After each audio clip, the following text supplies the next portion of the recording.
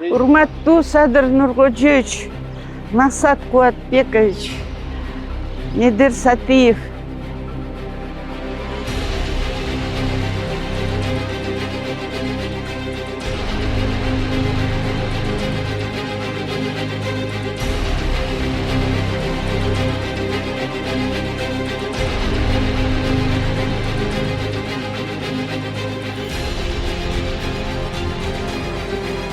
Урматтуу биздин каналдын жалпы көрүүчүлөрү жана катталуучулары, арбаңыздар. Биз сиздерге азыркы учурда өзүңүздөр көрүп тургандай азыр биз Бишкек шаарынын ТЭЦ-2 аймагында жайгашкан. Мына ушул күн батыш тарабындагы күн туу аймагында мына Быстроток каналынын жанында турабыз.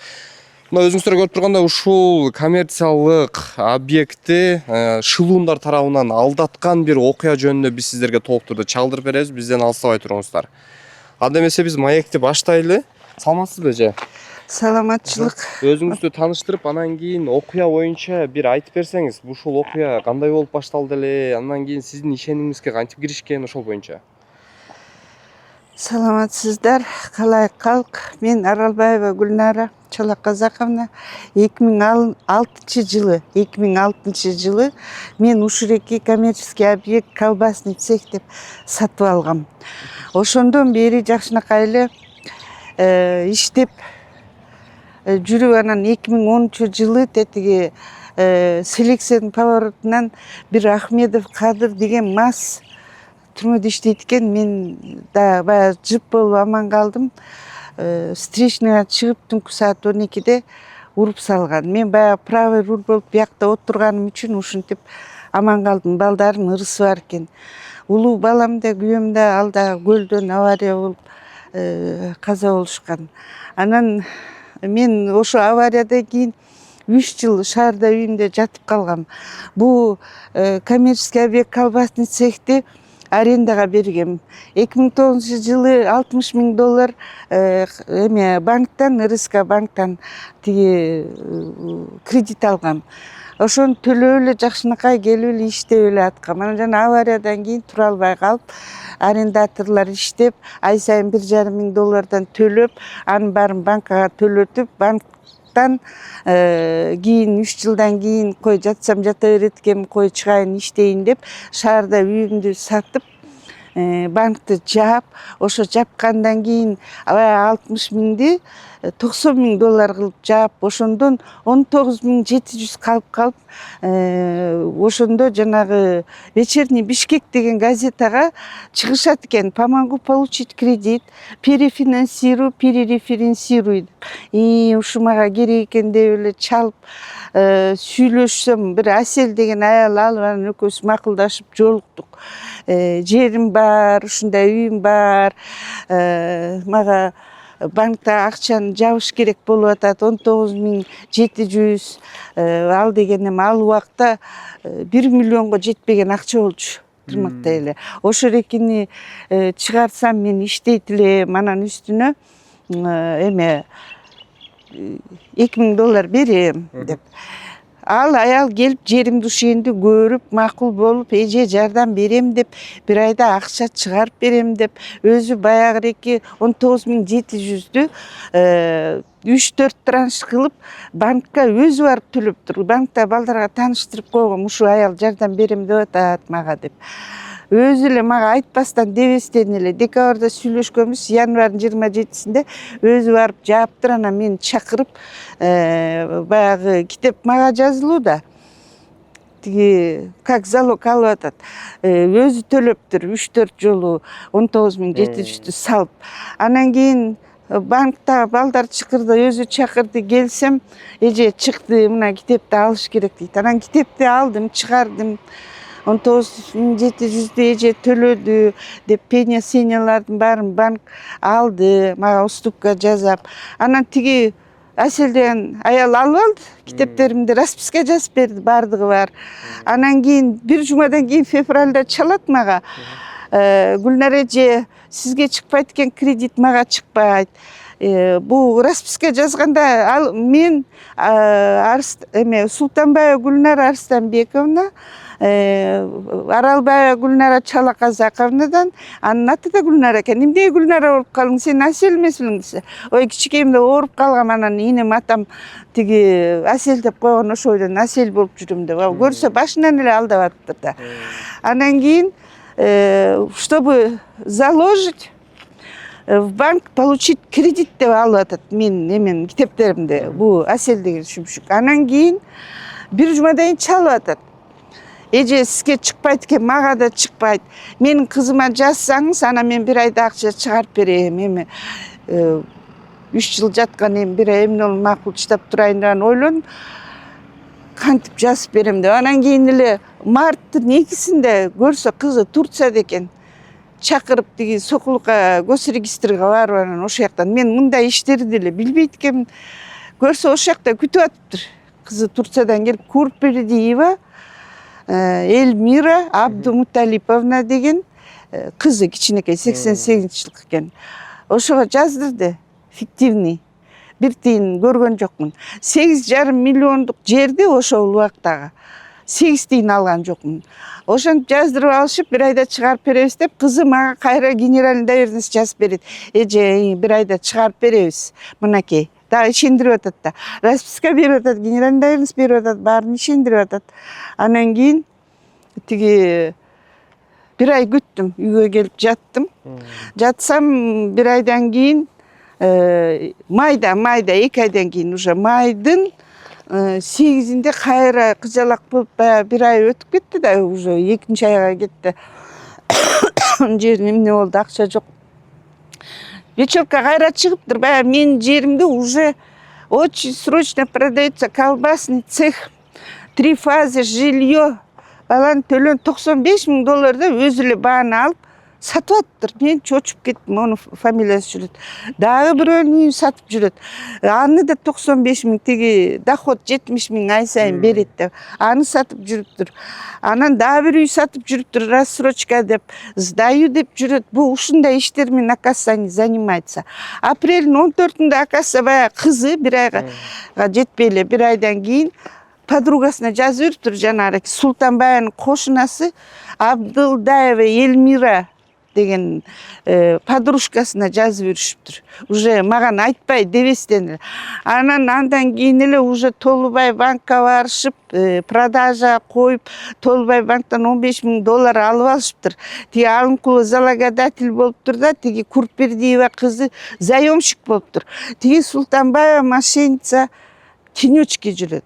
Мына ошентип анан кийин дагы эле токтолбой заказ кылып, бул жерди саткан, налог төлөбөйт деп мага иш козгошту.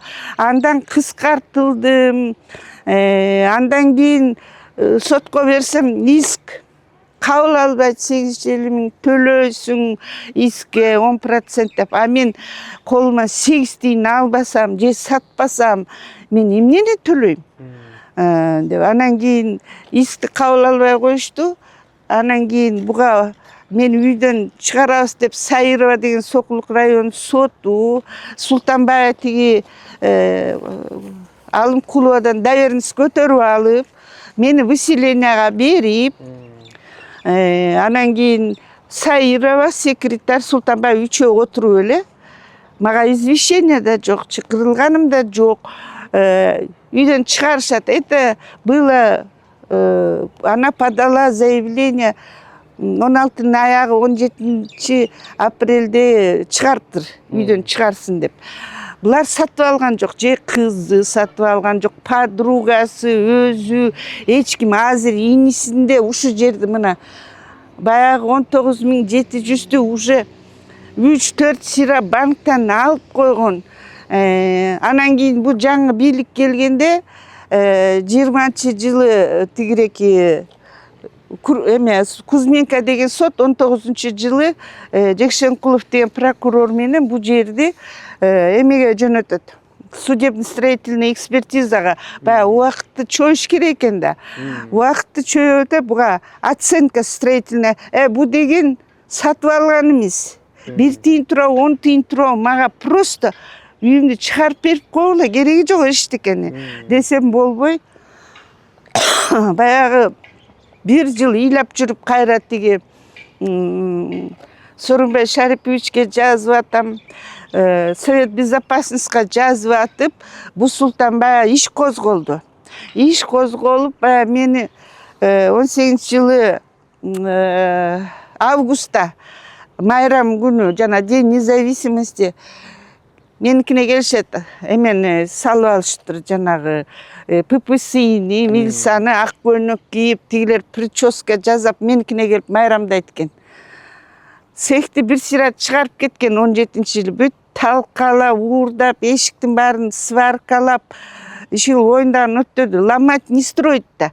Мен жазаган оокаттарым 30 жыл жазаган оокаттын баарын талкалап, машинеге, грузовой машинеге, алар деген кран менен көтөрүш керек. Жок, буттардын баарын сындырган, моторлордун майларын баары аккан, шуруптардын баары жоголгон. Ошентип билбейм каяка алып кеткенин алып кетишти, чыгарып кетти цехти бир сыйра. 18-жылы 30-август мени чыгарды бул үйдөн. Мына моореки үй турат. Кимдер келди ошондо же? Анда тиги ППС да жанагыреки уголовник жанагы түрмөдөн чыккан, кесилген, оттолгон, соттолгон баарын понятойлы ичип алышат экен.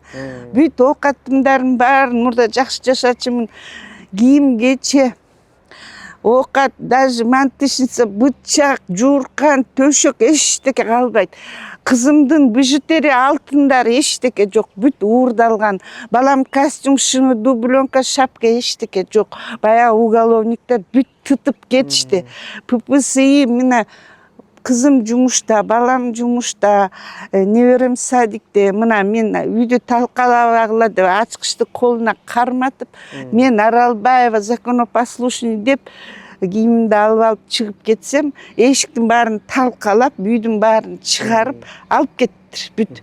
Анан кийин буга иш козголот. Баягы президентке жазып атып, Совет Безопасностька жазып атып, 30-октябрга тиги Чуйский ГУВДдан иш козголот. Генеральный прокурор, Чуйский прокурор болуп атып, что это корыстные цели.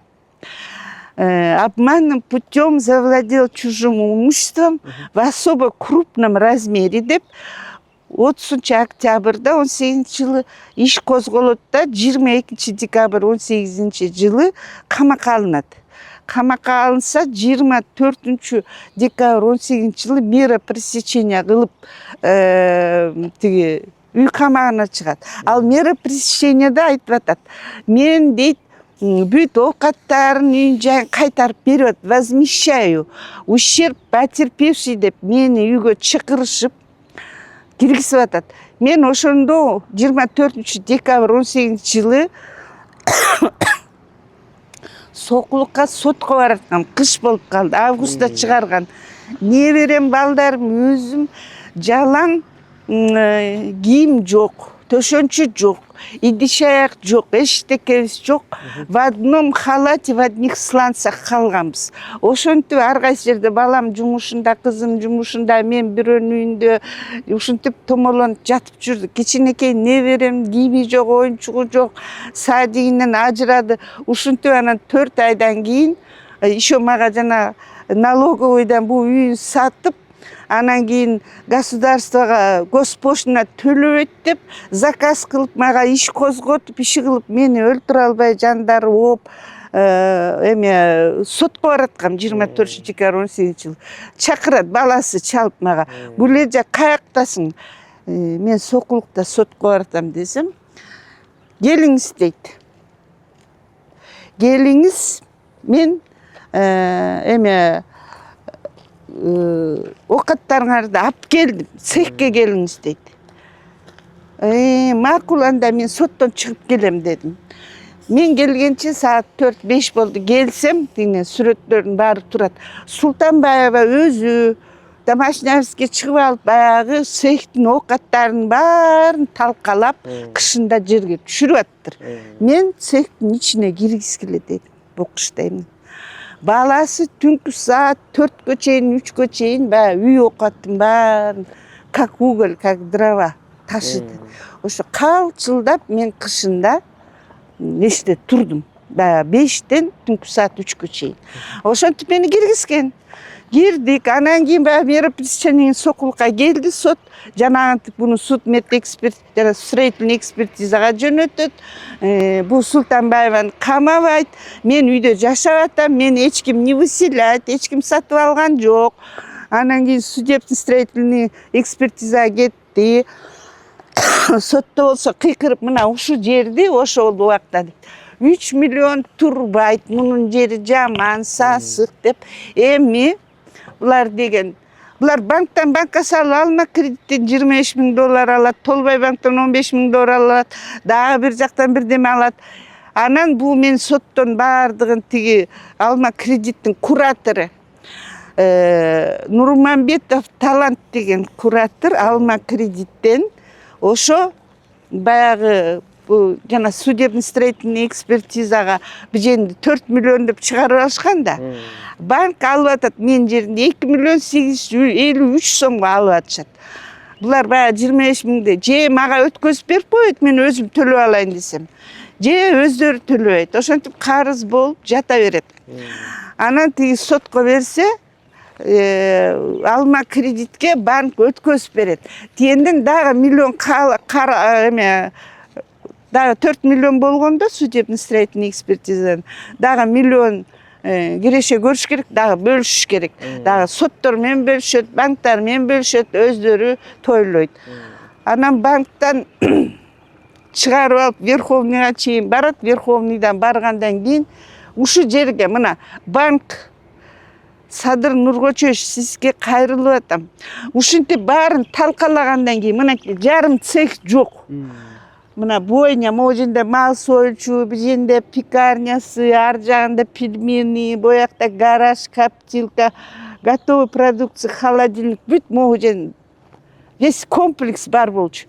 Мына бүт талкалашып, таштан өйдө тигине тура кирпичтен өйдө, оборудование ичинде оокат, офисный мебель, мягкая мебель деген мен тияка батыра албайм да кирип, мен шаарда үйдөн келгенин. Эчтеке жок, кухонный мебель, бүт ушу цехте болчу, бүт чыгарып кетишти, талкалашты, урташты, сатты. Тигине тиенде распределитель от эмеден трансформаторна, тине распределители турат, трансформатор жок. Аны сатышты. Ушинтип эле мына үй калды. Жүрүңүз, жеринен көрбөйлүбү? Анан кийин цех калды.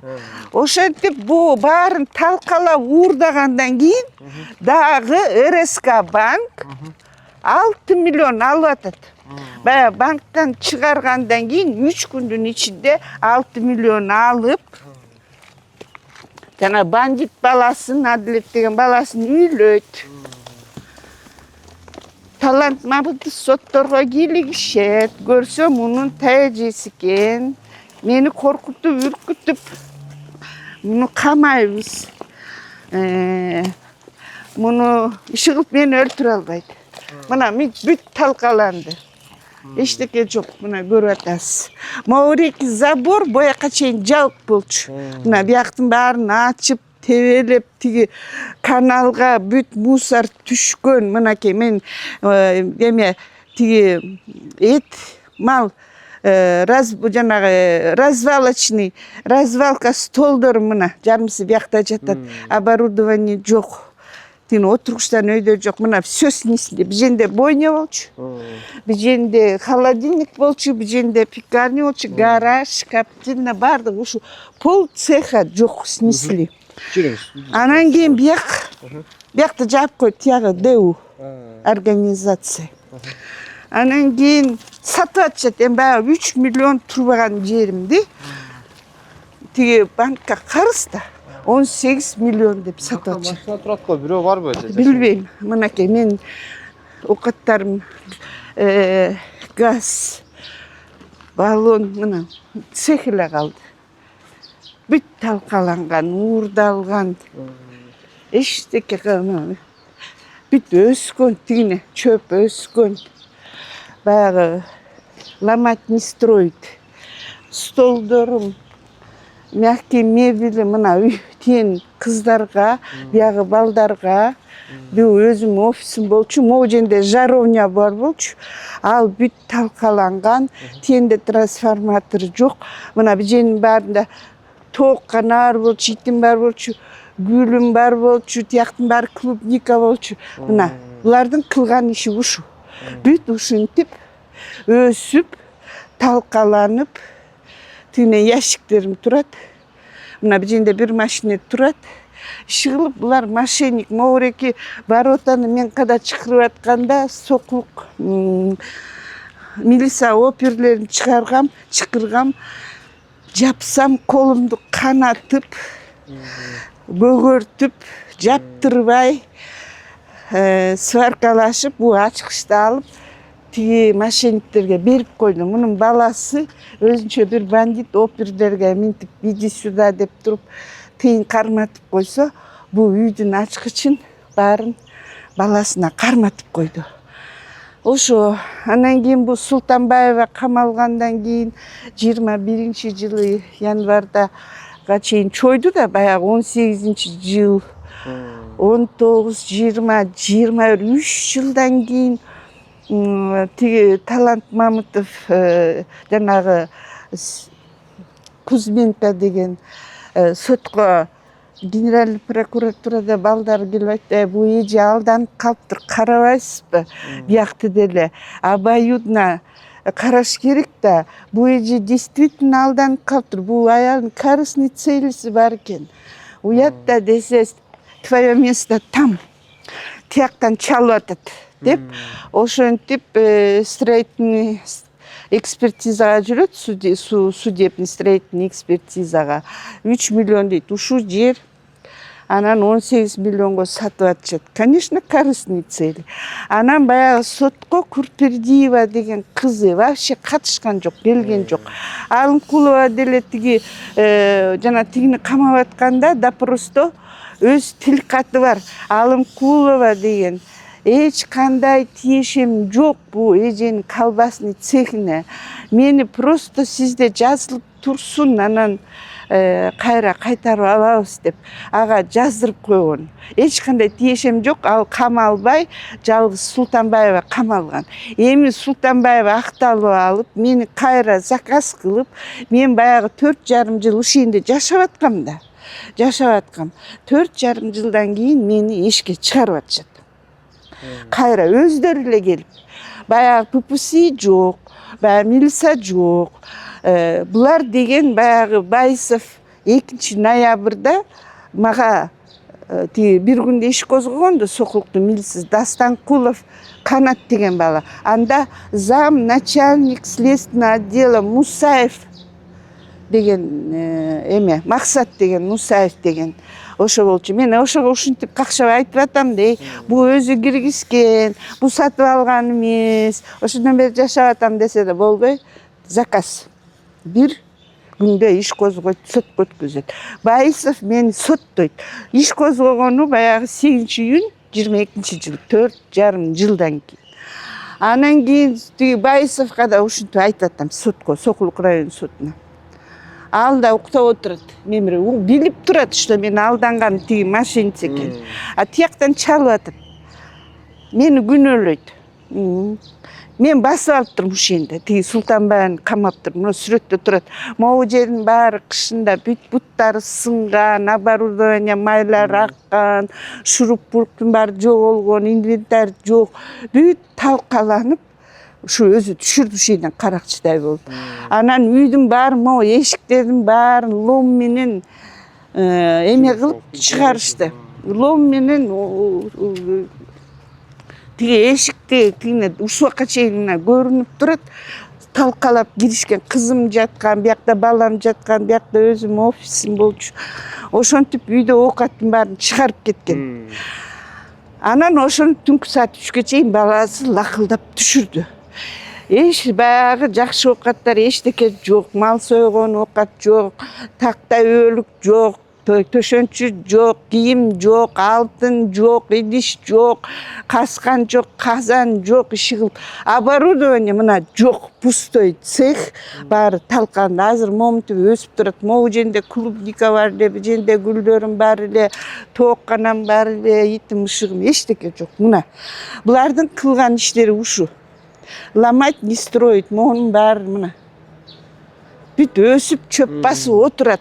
Бул жерди Садыр Нуркожоевич, Медербек Сатиев, Максат Кубатович, мына мошенниктердин кылгандары ушу талкалайт. Мен 22-жылы ноябрь 29-нан бери өздөрү бандитте болуп ушул жерде жана эмеде бар видеодо маска кийип, баласы, адвокат, өзүнө окшогон бир мошенниктер келип бүт үйдөн мени өздөрү ыргытып салды эшикке. Неберем менен кышында күн жаап атат, кар жаап атат. Эми мына жашоолору могу. Азыр ким жашайт бул жерде? Билбейм, бул байке сторож окшойт. Булар өздөрү сандалып, менин оокаттарым баарын тетиги эме дейт, баласы кыйын болуп тетиги көлдө меники, биженде менин үйүм деп кыйын болот экен. Бандит бир келесо баласы бар, кызы да, баласы да өзү Султанбаев, подругасы Алымкул Эльмира, иниси азыр Бакбек Султанбаев дегенге жазылуу экен. Баягы РСК банк ошонун атында, азыр ошонун атында инисинин атына жазып коюшуптур. Тиги РСК банк, государственный банк да ушуну без оценки, без осмотра 6 миллион алып, куда тосуп, мен миллионер экен, менин оокатыма адвокаттарын төлөп, таш кирпичтен өрү сатып, куда тосуп баласын үйлөйт. Эми уяты жок жанагы Талант Мамытов – это злоупотребление должностным положением дейт муну. Эмне үчүн ал өз оокатын жасабайт, элди ойлобойт. Эмне үчүн бул мошенник туугандарын ойлойт. Бул качан токтойт? Мен жеримди, үйүмдү бүт кайтарып беришсин. Мына цехтин биякта жароня. Жабык да. Мунун баары мына эшик жан коюп тур, бояктын баарын талкалаптыр. Биженде деген жаровня бар болчу. Тооккана бар болчу. Баласы биженде видео залгылды, бир эчтеке болгону крышаны жааптыр. Мен ооруп 3 жыл, 4 жыл бутум, 2 тизем жарылган, могу тиштерим бар. Эми азыр мен давление сердечное, почечное, гипертония ооруп атам. Ошо менен булардын кылган иштери ушо. Мына оокаттарым бар, билбейм каякта жок. Бүт талкаланган, уурдалган мына. Эмне деген шумдук. Бул силердин да энеңер бар, эжеңер бар, карындаштарыңар бар. Мен бул жерди 2005-жылы эле инвестиция кылып ушуну сатып алгам, ушу жерди. Мен шаардагы тетиги Жибек жол Карпинскийдеги үйүмдү сатып ушу жерди алгам. Жалпы канча аянт? 16 соток. 16 соток. Могу жер тетиги эме талкалагандардын баары бириккенде 500 квадрат коммерческий объект болчу. Колбасный цехте оборудование запасы менен болчу. Потому что мен муну сатып алганда цехтин өзүнүн оборудованиясы колбасный болчу. Анан мен еще завезла второй партия колбасный баягы кредит алганда. Экинчи жоксу? Жок, экинчи партия киргизгем да баягы кредит алганда трансформатор жаңырткам. Те Карабалтада колбасный цехтин оборудованиясын киргизгем запасы менен. Анан баягы объем болгондо коптильныйды тетиги жака салгам. Анан биженде жалаң тетигинде кызыл кирпичтен могу үйдөй кылып пельменный пекарни, гараж салынган, көтөрүлгөн, бойня бар болчу. Ошонун баары мына талкалап, эми соттор менен бөлүшөт, Талант Мамытов алат экен, тиги мошенницалар алат экен, адвокаты, милициясы бар, мен миллион бөлүшөт экен булар. Мына мени мынтип көчөгө ыргытып сал. Это же корыстный цели. Азыр надо возобновить, үйүмдү кайтарып берсин. Бу деген 8 жылга камалыш керек. Баласы мага жанагы могу воротаны жаап атсам, соттор жүрүп атат. Опер чыкырдым десем болбой, жулуп, эшикти ачып, менин колум жанагы мошенниктерин киргизип, колум канап атат, көгөрүп атат десем, опер Айбек уулу Ринат деген карабайт, көрбөйт. Ачкычты алып, тиги баласы болуп чакырса, бирдемке тырмактай тиын берип койсо, менин ачкычым ошолорго берип кетип калышты. Мен жалгыз калдым неберем менен.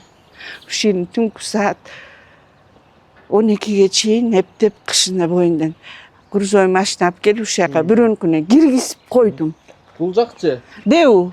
Кайсы аймак? Бул эме да Чуйский сокул, мамлекеттин Деусу. Анан жүрүңүзчү, ошо трансформаторду кайсы жерге орнотуп тургансыз? Анан ал жерден булар кайсы убакытта чыгарып кетип атат ошону? Ошо мени 29 ноябрда 22-жылы бар эле турганда, о сүрөттө деле бар, видеодо деле бар, бардыгы. Ошонун баягы от безнаказанности совершается следующее преступление деген ушуда. Бирок бул ошол мамлекеттик ошо электр жалпы ошо министрликтен атайын ошол мамлекеттик мекемелердин рухсаты жок чыгарып кеткени албетте. Тине диваным турат. Диван. Бу деген частный трансформатор да. Частный. Мен сатып алгам да, бу жерди сатып алгам. Трансформатор менен бардыгы эмеси менен, условиясы менен да, бу колбасный цех дегендей. Мынаке распределитель турат, көрдүңбү трансформатор? Тиги трансформаторду алып кетишкен. Чыгарып кеткен, жулуп кеткен. Бу частный да. Ушунун баары баягы от безнаказанности совершается следующее преступление. Уже в изощренном виде. Мына жарака кетти үйдөн. Тиенде диваным тигине жатат эшикте. Ошондой балам. Бу Султанбаева деген өз жазасын алыш керек, чара көрүлүш керек. Мен бу үйүм, жерим өлгүдөй кымбат турат. Ошон үчүн булар жулунуп, бөлүп муну бияктан чыгарып. Мына. Муну сиз койдургансызбы сууну? Муну мен койдурган эмесмин. Булар өздөрү койдурду да. Өздөрү койдурду. Меники ичинде туалет бар, душ бар, суу бар, ичинде, цехте ичинде. Мамлекет бул өздөрүнө кызыл китепти өткөрүп алып туруп, бирок байкени киргизип койду окшойт, Байкеден да бир экөө суроо узаталы. Кандай дейсиз? Ким жашап атыптыр өзү, билбейсизби? Кимсиз, байке? Уста экен. Машина. Ошо энди итпай, чөтпай, көрүнгөн тейлеп, тепсе өзүнө окшогондор жүрөт да. Мына бияктын баары мына ограждение жасагам, фасад жасагам. Булар только талкалашыптыр, анан могу крышаны жааптыр. Трансформатор жок, калганы бүт эле ошо бойдон. Эми сиздин кийинки кадамдарыңыз кандай болот эже? Азыр жаңы жагдай менен мунун ишин возобновить этип, Талант Мамытовго чара көрүлүш керек.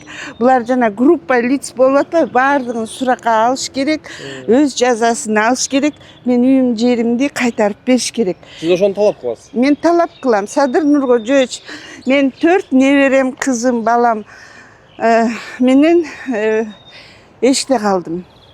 Мына жүрөгүм ооруп, бутум шишип, давлением көтөрүлүп, сахарым көтөрүлүп, мына араң туруп келдим. Ушу канча 22-жылдан бери эле кайрылып келатам.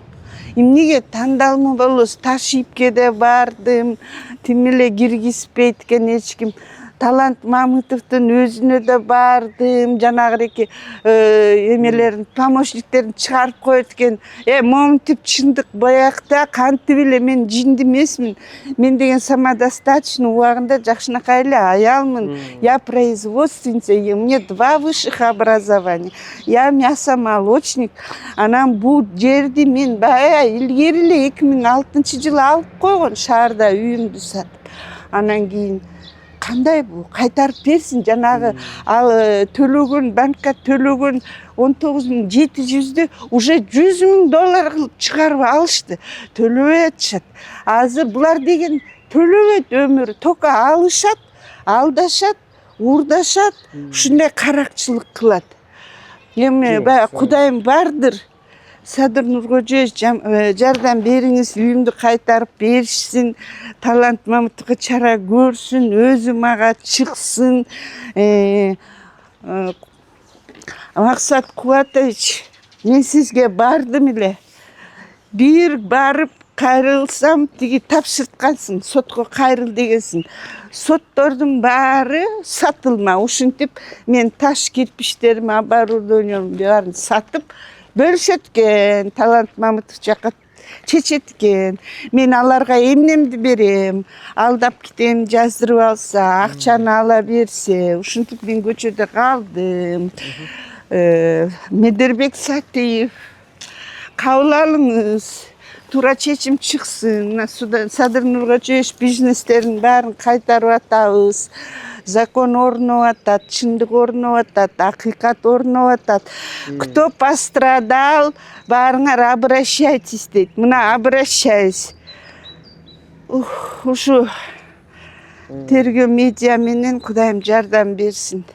Угуп коюңуздар, карап коюңуздар. Карачы жеримдин баары чөп басып, ит басып калыптыр. Булардын кылган иштери ошо колдорунан эчтеке келбейт. Азыр эми сизге эгерде ушул жерде сот кайрадан жогорку сот сиздин атыңызга кайрадан чечимди чыгарса, сиз бул жерди эмне кылайын деп атасыз эми? Кандай пландарыңыз бар? Бул жерде кандай өндүрүш кыласыз эми? Мен бул энди ал күчүм деле жетпейт да. Же сатасызбы кайра? Сатпайм. Сатпайсыз, Сатпайм. Эми мага жакшы жаныма жардамчы болсо, бул жер азыр государство интересуется, балдар. Бүт Красная книга эметкен. Как его? Трансформирован, суусу бар, свет бар. Могу жакта канализациясы деле бар. Мага үй, машина, акча берип койсо, мен берет элем. Анан да сизге төмөндөгүдөй суроо. Конкреттүү түрдө сизди ошол алдап кеткен адамдардын аты жөнүн бир так айтып коесузбу? Бул жерде алдап кеткен ушу самый главный айтып атам. Султанбаева Гульнара Арстанбековна, кызы Курпердиева Эльмира Абдумуталиповна, жазып жүргөн подругасы, кошунасы Султанбаеванын Алымкулова Эльмира Абдылдаевна. Андан кийин мына 23-жылы октябрда, 18-октябрда Верховный соттон чыгарып алды. Жана куратор Нурманбетов Талант деген банк иштеген Алма кредиттен куратору Султанбаева келген де жок Верховный. Мен бардым. Бул жер меники. Соттор жүрүп атат. Гражданскийге бергем. Булар сатып алган эмес. Ошол эки $25.000 2.853 сомду мага өткөзүп бергиле. Мен өзүм төлөп алам. Жок.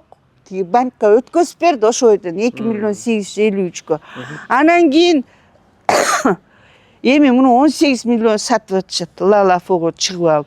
Албайт да, саттырбайм да. Мен Кудай саттырбайт. Бул жер меники. Мен бул жеримди жакшы көрөм.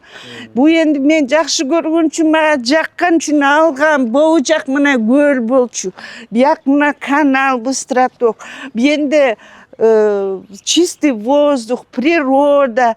Бай авариядан кийин мен ушундай жерде эңсеп калдым. Мен муну саткым да келген эмес. Бу деген менин детишим, бу деген менин жерим, мен балдарым окаты болчу. А булар келип ушинтип только талкалады, уурдады.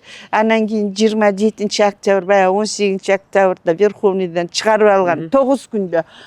Султанбаев Бактыбек Арстанбековичке каттатырыптыр.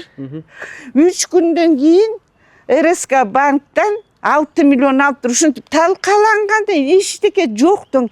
Банктагы бет жок буларда. Потому что Талант Мамытов сотторго чалат, банкка чалат. Ал болсо пилдин терисиндей болуп эми. Укмаксан, билмексен, көрмөксөн, дүлөй инвалид болуп отурат. Бир чыгып, мен чакырып сүйлөшүп койбойт бу. Кандай Анан кийин чара көргүлө да, жеримди үйүмдү кайтарып бергиле да, мен да эми балдарыма жашар жер керек. Же садикке алып бара албайм, прописка жок. Же школьный справка ала албайм, өзүм пенсия ала албай 23-жылга чейин жүрдүм, аксап теңсеп. Эки тизем жарылган, могу тиштерим баары жарылган.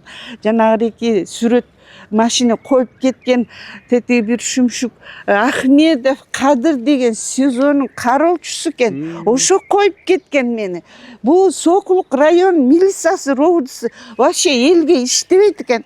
Жалаң жанагы ууру, калпычы, каракчы, ушу Ахмедовго окшогондор. Ошентип жыпымда төлөнгөн жок. Жаңы эле алгам жаңы жылда $10,000. Аны төлөнгөн жок. Бу жеримди болсо жардам берем деп бу Султанбаева алдады. Мен бу алдайт, уурдайт деген билбейт экенмин да баягы. Эч кимди алдабай эле, уурдабай эле. Таза ниет менен эле жүргөнсүз. Ой жок, 30 жыл ушуга жасагам да эч кимдин бир кашыгын албай эле. Анан кийин эле монтип алдайт деген кишилерди деле өмүрү көргөн эмесмин. Мен ата-энем порядочный кишилер эле да. Рахмат. Ой.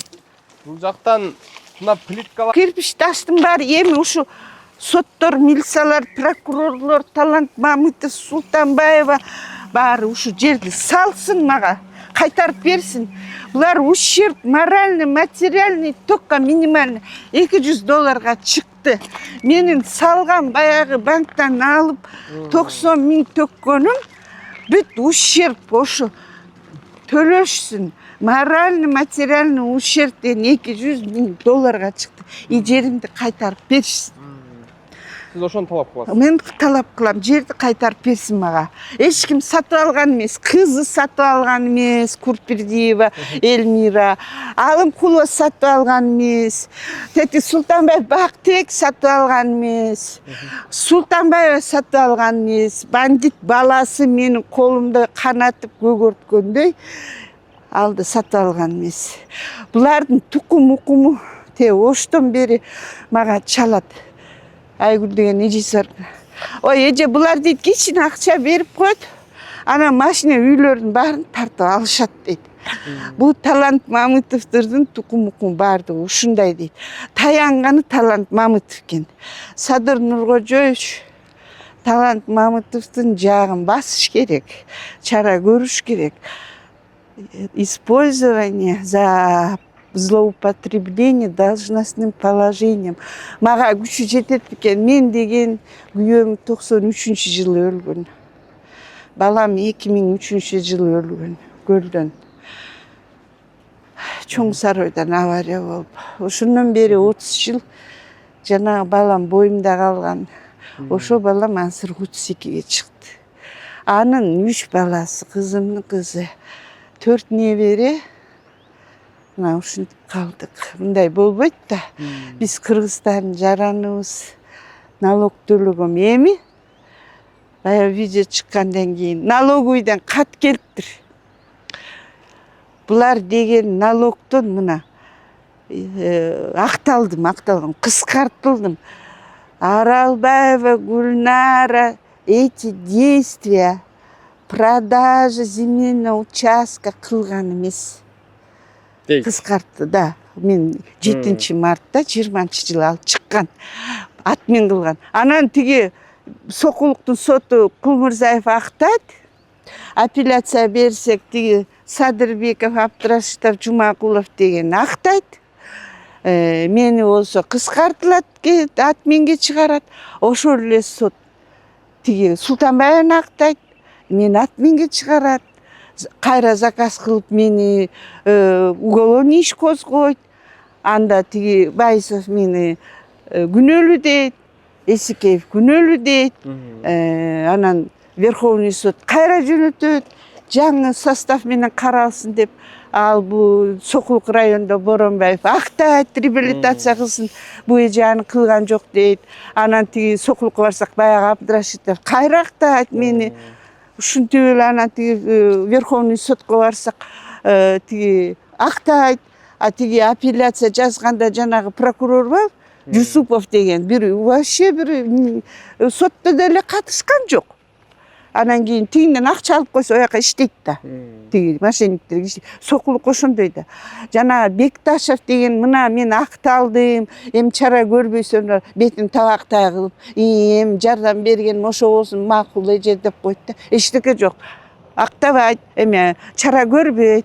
Шукурбеков апелляция Чуйский областной Шукурбековдун алкымы айрылып калган, ал 27 статья менен кайра эчтеке козгобойт. Мен акталдым.